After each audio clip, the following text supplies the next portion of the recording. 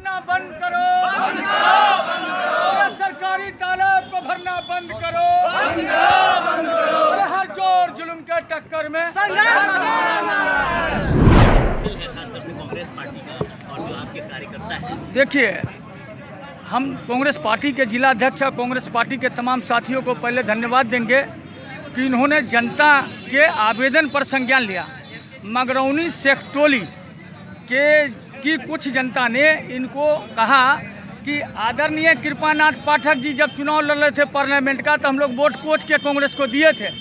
तो आज वक्त आ गया है कि हम पर संकट है, हमको हमारा निदान हो। और उसी आलोक में अध्यक्ष जी ने संज्ञान लिया। आप जानते हैं शहर में जल संकट है और विभिन्न अनेकों समस्या है। मैं कांग्रेस का एक प्रतिनिधि सिपाही होने के साथ साथ इस शहर का नगर का डिप्टी मेयर भी हूँ, नगर निगम का।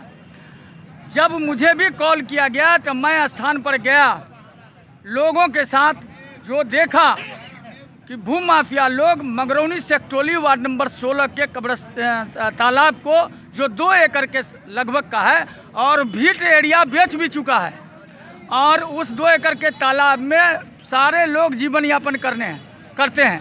जल जीवन हरियाली के तहत जो दिक्कतें हैं अभी, उसको सरकार संरक्षण देती है। तालाब को, झील को, नदी को, नाले को संरक्षण देती है। मैंने अंचल अधिकारी राजनगर से बात किया तो उसने मुझे साफ तौर से कहा कि निजी तालाब भरा सकता है। मैं आज के बाद कांग्रेस पार्टी के एक सिपाही होने के नाते, अल्लाह रब्बुल इज़्ज़त का एहसान है, मेरी जान उसके मुट्ठी में है। मुझे किसी माफिया का कोई खौफ नहीं है। अगर मेरी जान जाती है तो जनता के हित के लिए जाती है। मैं मरने को, शहीद होने को तैयार हूँ, लेकिन भू माफियाओं के खिलाफ कांग्रेस पार्टी अनवरत धरना देती रहेगी। अब महागठबंधन के भी साथियों को, भारतीय जनता पार्टी के भी साथियों को जनता इससे जोड़कर पूरे शहर के तालाब का संरक्षण करने का काम करेंगे और निवेदन करेंगे जिन लोगों का प्राइवेट तालाब है वो मछली का उपार्जन करे, वो मखाना रोपवाए, सिंघाड़ा रोपवाए, लेकिन भू माफियाओं से उसको नहीं बेचो। तुम्हारे पुरखों ने सिर्फ इसलिए तालाब को खुदवाया था कि जनहित में, गरीबों के हक में काम हो सके। आज उसका रेट महंगा हो गया है, 20 लाख, 30 लाख, 50 लाख रुपए कट्ठा हो गया है। तो भू माफिया 2 लाख रुपए मालिक को देता है, 5 लाख का मिट्टी गिराता है, 5-10 लाख, 20 लाख रुपया अभी मगरौनी में बांट दिया है। भू माफिया लोगों को मजबूर किया है, गोली मारने की धमकी देता है। वीडियो क्लिप स्पष्ट है। मैंने समझ में बात नहीं आती। मैंने डीएम साहब से भी बात किया, अंचल अधिकारी की थी संलिप्तता और भ्रष्टाचारी तो साफ दिख रही है। थाना प्रभारी राजनगर से भी मैंने बात किया। मैंने उनसे कहा जो लोग तालाब में मिट्टी को रोक रहे हैं, आपकी जो पुलिस आई है उसी को उठाने आई है, तो कृपया आप इसको संज्ञान में लें और उन लोगों को गिरफ्तार नहीं करें। मैं राजनगर थाना प्रभारी को धन्यवाद देता हूं, उन्होंने संज्ञान लिया। डीएसपी साहब से भी मैंने बात किया, उन्होंने किसी की गिरफ्तारी नहीं की। लेकिन भू माफिया चाहता था कि 2-4 लोग गांव का उठ जाए या 2-4 महिला उठ जाए तो डर से पूरा गोल खत्म हो जाएगा। लेकिन अंचल अधिकारी के मिलीभगत से स्पष्ट होता है कि आज तक मिट्टी भराई का काम हो रहा है। मेरा दुर्भाग्य है कि अध्यक्ष जी ने जब घोषणा किया शनिवार को धरना होगा और हम लोगों ने राय किया, बैठक किया, तो आज कौन जयंती है?